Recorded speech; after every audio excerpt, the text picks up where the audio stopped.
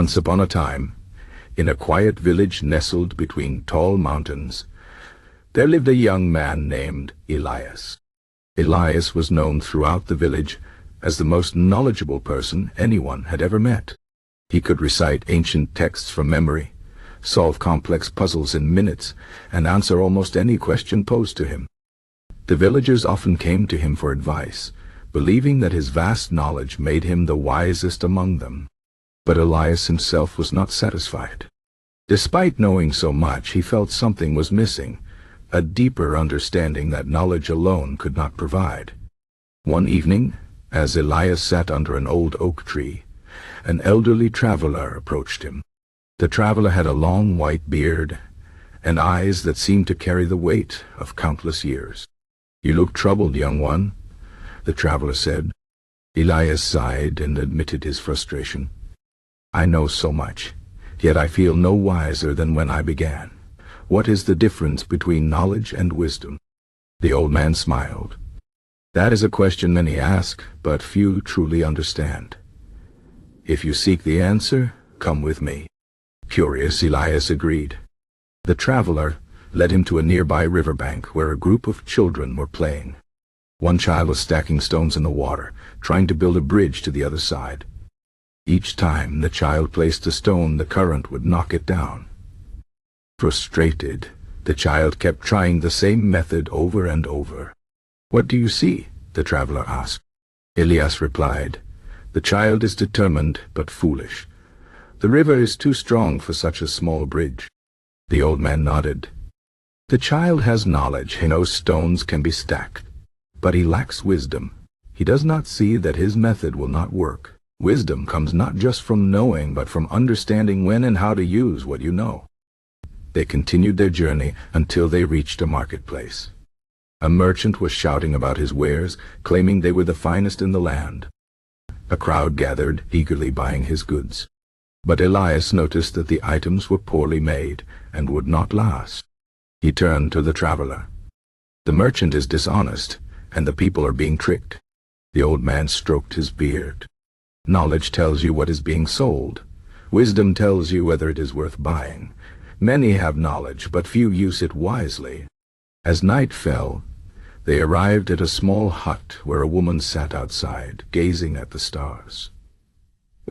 She greeted them warmly and offered them tea. Elias noticed that her home was simple, her belongings few. Yet she seemed at peace. "How is it that you are so content with so little?" Elias asked. The woman smiled. "I know that wealth does not bring happiness. Wisdom is knowing what is enough." The traveler looked at Elias. "Knowledge can tell you what the stars are made of. Wisdom tells you why they are beautiful." Elias began to understand. Knowledge was like a vast library, full of facts, figures, and information. But wisdom was the ability to see the deeper meaning, to apply knowledge with patience, humility, and insight. He thanked the traveler and returned to his village, no longer burdened by the need to know everything. Instead, he sought to understand. Years passed, and Elias became known not just for his knowledge, but for his wisdom. When villagers came to him with problems, he no longer simply gave answers. He listened, asked questions, and helped them see the truth for themselves. He taught the children that mistakes were lessons, not failures. He showed the merchants that honesty brought lasting success. And he reminded everyone that true wisdom was not in having all the answers, but in knowing how to live well with the questions. One day, a young boy approached Elias, much like he had once approached the traveler. "How did you become so wise?" the boy asked. Elias smiled. "By learning that knowledge is a tool, but wisdom is knowing how to use it. The more I understood, the less I needed to prove.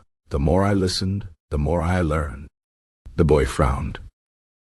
"But how do I gain wisdom?" Elias placed a hand on his shoulder. "Live, observe, and ask why.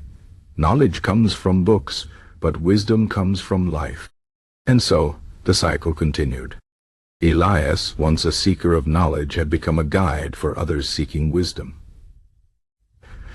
He knew now that the two were not the same, but that one without the other was incomplete.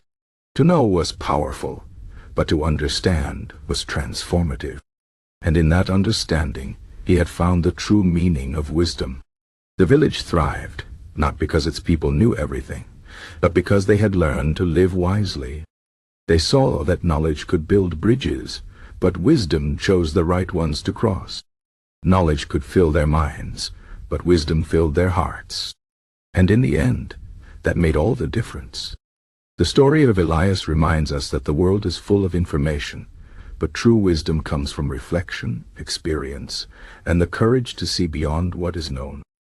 It is not enough to collect facts, we must learn to live by them. For knowledge tells us what is possible, but wisdom shows us what is meaningful. And in that space between knowing and understanding, we find the essence of a life well lived. So as you walk your own path, remember, seek knowledge, but cherish wisdom. Learn, but also listen. Know, but also understand. For in the balance of the two lies the secret to not just a smart life, but a wise one. And that, perhaps, is the greatest lesson of all.